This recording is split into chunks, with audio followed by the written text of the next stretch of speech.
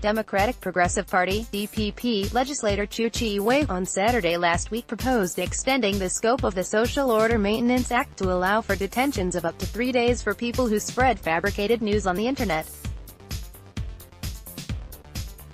After the proposal was roundly criticized by netizens, Chiu responded by saying that it was designed to ensure that the law is better defined. What does he mean by this?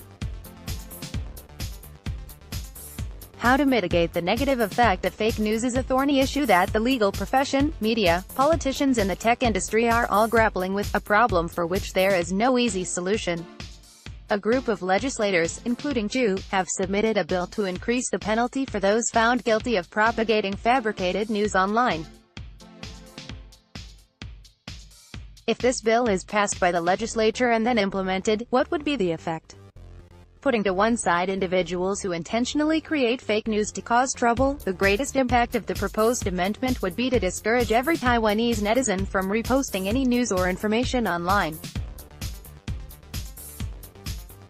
What would be the effect of this proposed change to the law?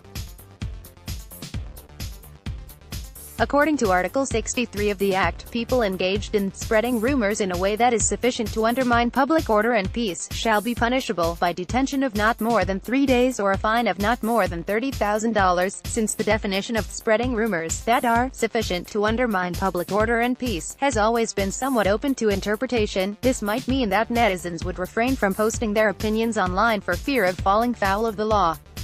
Chiu and the other similarly minded legislators who proposed this bill are not, despite what they have claimed, trying to clarify the wording of the law to reduce its fuzziness.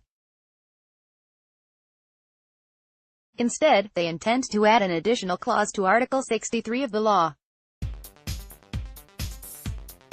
The proposed clause would make it a crime punishable by detention of up to 3 days or a maximum fine of $30,000 for netizens who have failed to verify the contents of their posts and, in doing so, spread fake news or fake information via the internet that is sufficient to undermine public order and peace. The phrase, spreading rumors, originates from Council of Grand Justice's Constitutional Interpretation No.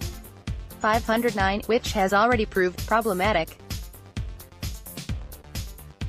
In a libel situation where the content of disseminated information is untrue and has caused harm to an individual's reputation, the interpretation provides for a defense on the grounds that there is a reasonable cause for the disseminator of the information to have believed that it was true. Now let us turn to the wording, undermine public order and peace.